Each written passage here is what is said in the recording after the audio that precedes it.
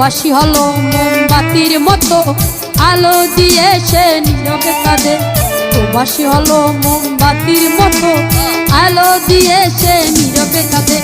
প্রবাসীর মনে আছে হাজারো ব্যথা, মুখে হাসি তবুও বলে না কথা।